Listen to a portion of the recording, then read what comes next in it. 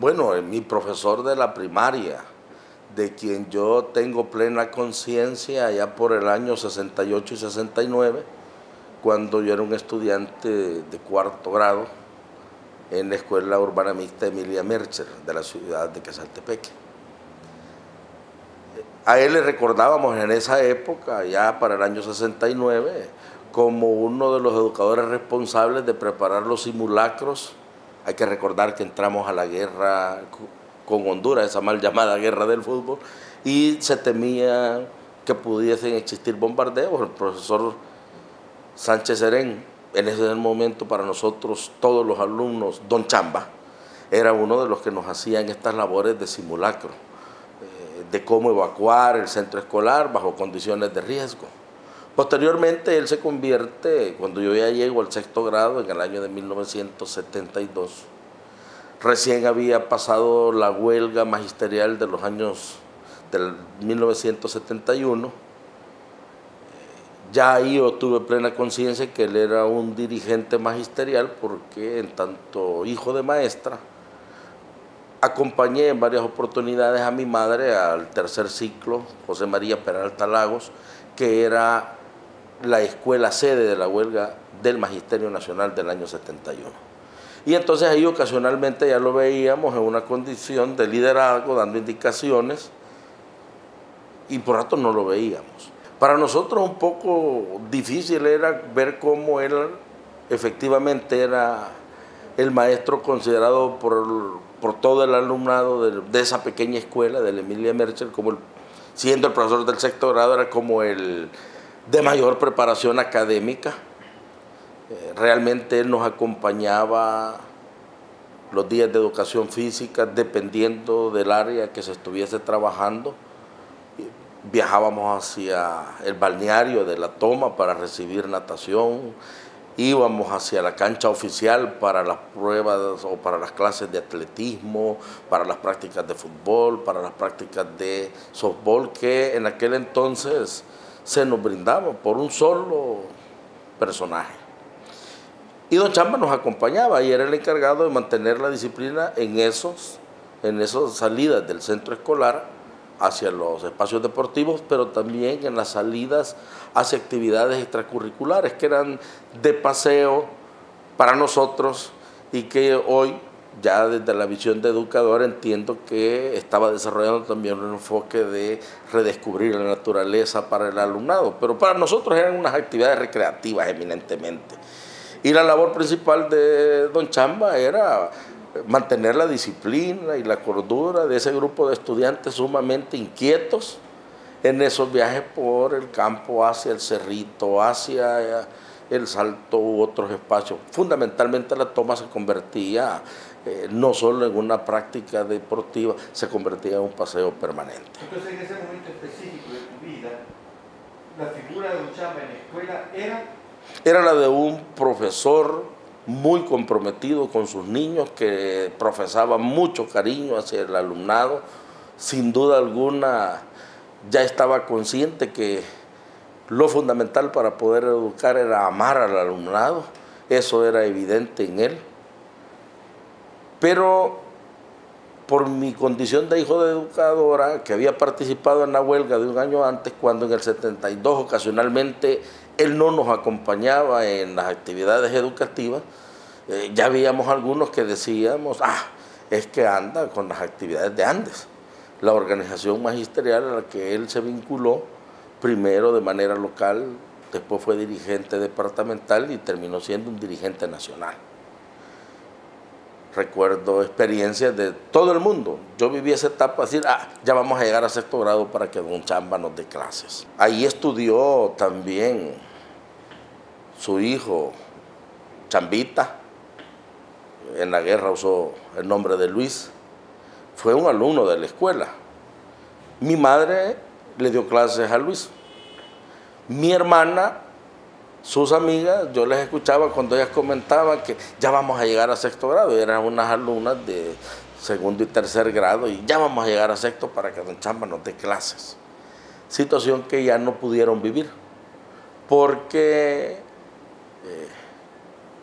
varios años después le tocó dejar el aula para asumir compromisos en la lucha revolucionaria de nuestro país. Y mantuvimos algunos vínculos. Todavía yo ocasionalmente conocía de él o sabía de él cuando en el año 75, ya siendo yo un estudiante de tercer ciclo, organizamos el movimiento estudiantil revolucionario de secundaria MERS allí.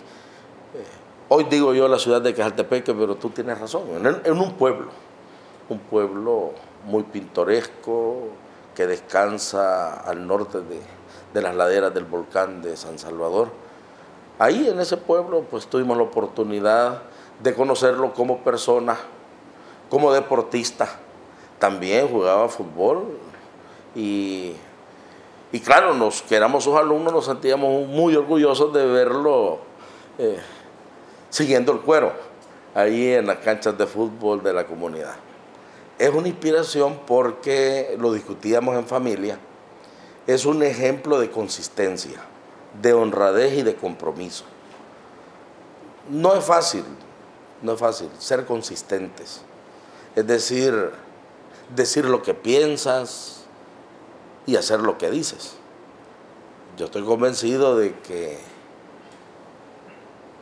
Don Chamba o Leonel o Salvador Sánchez Serén o Antonio son una persona en la que la consistencia y el amor a su pueblo han estado ahí presentes.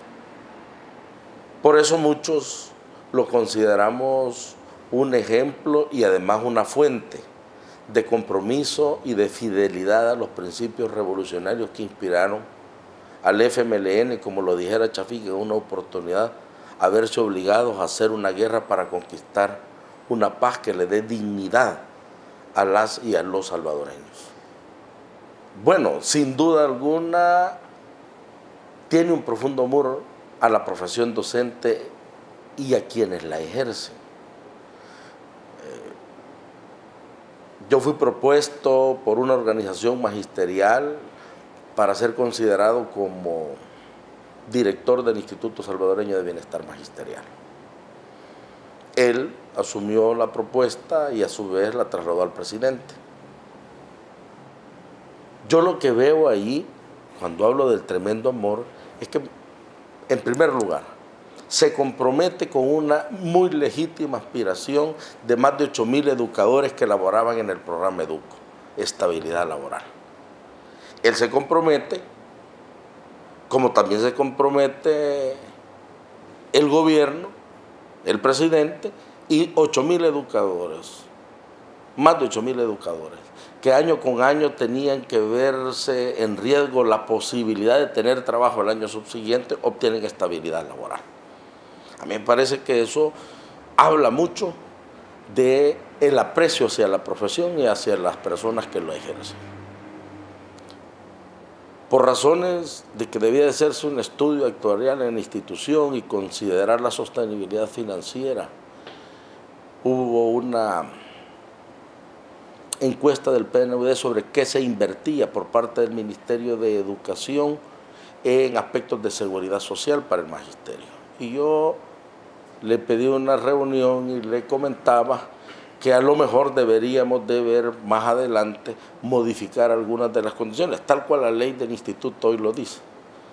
Y entonces él, que había conocido las líneas estratégicas del plan institucional, dice, bueno, pero tú has dicho que un compromiso es hacer más cosas, hacer mejores cosas con los recursos que hoy perciben. Sí, bien, entonces hagamos eso primero antes de pensar en que le vamos a meter la mano en la bolsa a los maestros. Esas fueron más o menos sus palabras textuales. A mí me compromete, me alegra porque evidencian una actitud importante de aprecio. Yo estoy convencido que sin la actitud de Salvador Sánchez Serén, el aumento a los educadores no se hubiese realizado, dadas las particularidades de la situación económica que enfrentaba el país. Y por supuesto que el entusiasmo del vicepresidente, el compromiso del presidente de honrar esa búsqueda del incremento. Entonces yo diría que son los dos elementos fundamentales de cara a los educadores, pero está el otro elemento, de cara a la niñez salvadoreña. los paquetes escolares y el compromiso porque este pueblo debe de salir del analfabetismo, eso es sorprendente. Yo lo escuché en la ciudad, en el pueblo de Jocoaitique, cuando fue declarado municipio libre de analfabetismo. Y él destacaba dos aspectos fundamentales que evidencian que el cambio en El Salvador ha comenzado. Él decía, evocaba que durante los 70s, los caminos vecinales de las montañas de Morazán eran recorridos por la famosa policía de Hacienda, la Chichera, que andaba desmantelando las sacaderas de Chaparro. Y dice después, esos mismos caminos se vieron luego transitados por jóvenes que aspiraban terminar con la dictadura militar y construir un país con democracia para las y los salvadoreños.